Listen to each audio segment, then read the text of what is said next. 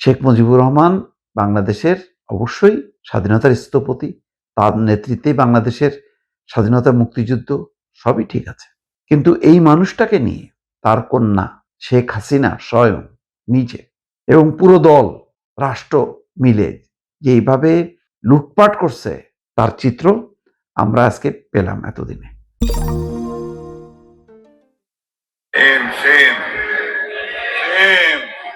আবার বলবো ফিগারটা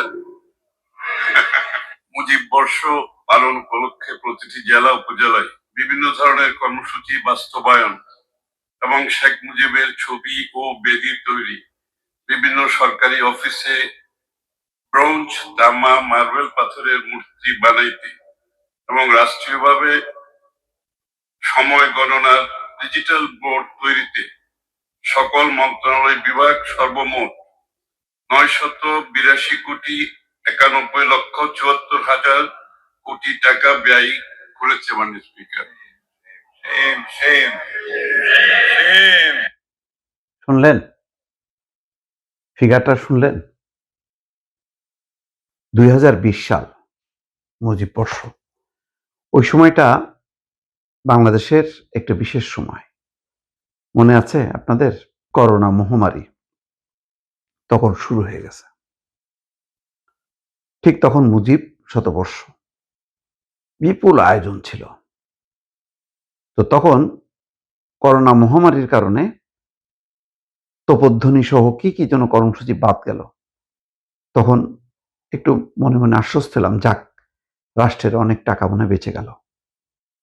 কিন্তু 982 কোটি টাকা যে এর মধ্য দিয়ে খরচ হয়ে গেছে আমি এতদিন পরে জানলাম। আর 1000 কোটি টাকা আর কত বাকি ছিল, আর 18 কোটি টাকা বাকি ছিল। হয়তো হিসাব নিকাশ করলে সেটাও বের হয়ে যাবে, 1000 কোটি টাকা পার হয়ে যাবে। চিন্তা করেন, করোনা মহামারীর সময় মানুষের তখন কাজ নেই, লকডাউন, এইরকম পরিস্থিতিতে মানুষকে সহযোগিতা করা, আরো দ্রুত ওষুধ কেনা, যতটা সম্ভব মানুষের, দরিদ্র মানুষের কাছে টাকা পৌঁছে দেয়া, নগদ সহায়তা দেয়া, এই কাজগুলির চেয়ে ওই সময়ের মধ্যে তারা 982 কোটি টাকা, 1000 কোটি টাকা খরচ করে শেখ মুজিবের প্রতি শ্রদ্ধা তারা জানাইছে রাষ্ট্রীয়ভাবে। তা আসলে কি হয়েছে জানেন? এগুলি সব ছিল সাইনবোর্ড।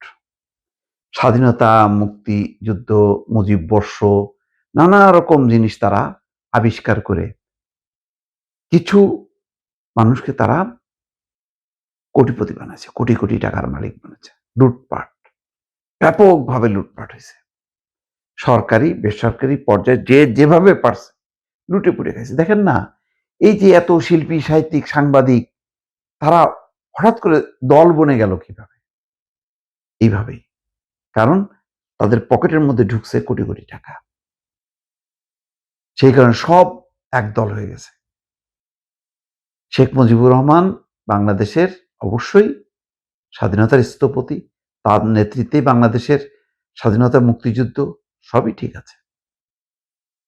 কিন্তু এই মানুষটাকে নিয়ে তার কন্যা শেখ হাসিনা স্বয়ং নিজে এবং পুরো দল রাষ্ট্র মিলে যেইভাবে লুটপাট করছে এই সাইনবোর্ডটাকে, শেখ মুজিবের সাইনবোর্ডটাকে সামনে রেখে, অকল্পনীয়। তার চিত্র আমরা আজকে পেলাম এতদিনে, অর্থমন্ত্রী জানালেন সংসদে। আরো এই ধরনের বহু চিত্র, লুটপাটের চিত্র, অপচয়ের চিত্র আপনারা পাবেন। বিগত 15 বছরে সবাই বলে উন্নয়নের একটা নাকি স্রোত বয়ে গেছে। সেই উন্নয়নের স্রোতের ভেতরে কত আবর্জনা, কত ময়লা, কত দুর্নীতি, কত লুটপাট, টাকা পাচার, এইগুলি এখন বের হচ্ছে দর্শক।